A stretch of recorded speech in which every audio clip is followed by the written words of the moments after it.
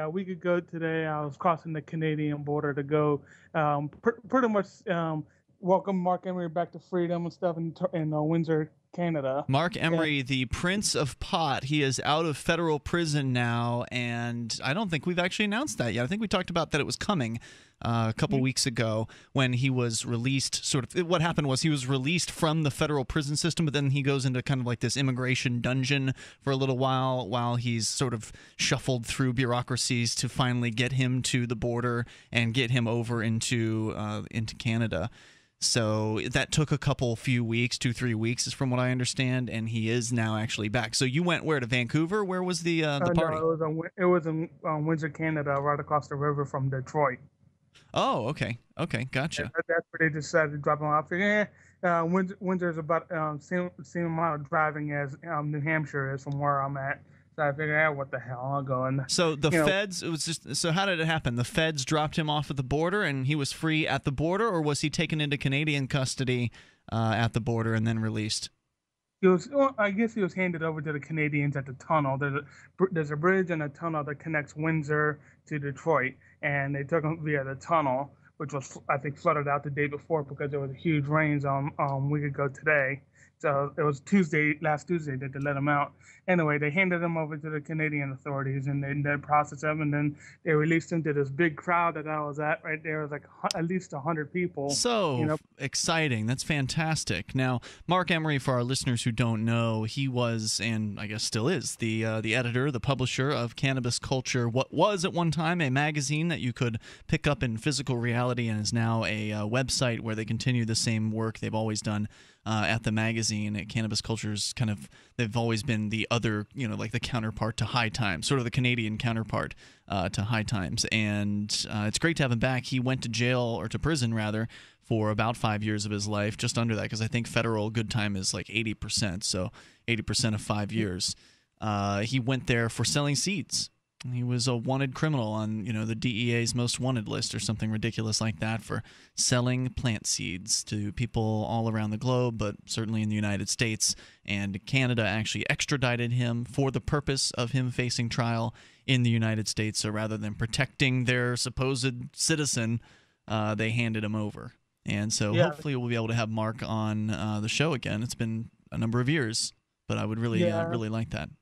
I told him that too right there, and and he remembered you guys, and also I went up there. Me and apparently some Detroit city councilman also was there to apologize to him on behalf of all sane Americans. Like, sir, this was not our idea to have you locked up like that. And boy, I tell you, man, I got really, really, really searched and interrogated for over an hour at the border. Really? Yeah. By the United States or by the Canadians? Really? Yeah, I guess that'll teach me to tell the truth on the real reason why I was going over there. Next time I'll just say I'm going to gamble like that. I sort of myself like it's like, if telling the truth gets me this, I'm just gonna flat out lie until I get back. And so what did they do? They tear your car apart? How deep did they? Were they searching? I mean, how deep? Yeah, they searched the car stuff, but didn't tear it apart. Like U.S. Customs, I keep hearing would have done, but they did. They were pretty thorough on everything like that, and they interviewed me. They even searched my phone, so just looking for reasons to deny me entry. Searched your phone? That's so invasive. Yeah. Did Marc Emery get to celebrate with a joint? Is cannabis even legal there? Oh yeah. Yeah. Well, he sparked up. Yep. In fact, there's even a picture of Marc Emery on just lighting up a joint. There's a picture of me with me right in the background. I'm curious. Right. The phone search with a Free Talk Live shirt on. Not bad. Awesome. Thanks for doing that, George. Now, the phone search, were you able to observe them searching your phone, or was it something where they're like, okay, you put your passcode in, and we're just going to take this over here? How did that work out? He did it right in front of me. Like I didn't give him a passcode, but I had to unlock the phone for him. You had to unlock the phone for him? He said, unlock this for me? Yeah, like that. You're at the border, right? They can do whatever they want. He didn't have to.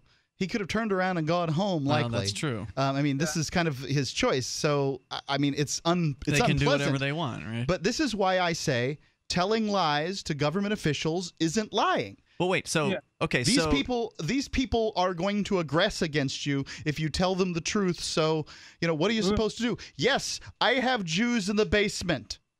You don't tell the exactly. truth in these circumstances. so Yeah, what which happened? is So you how- unlocked the phone, you gave it to him. Were you able to observe at that point or not? Yeah, I was able to observe him. What was the extent of his phone search? What did he do?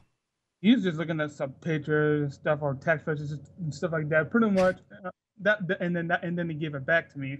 But Did he go in your email box? No. Interesting.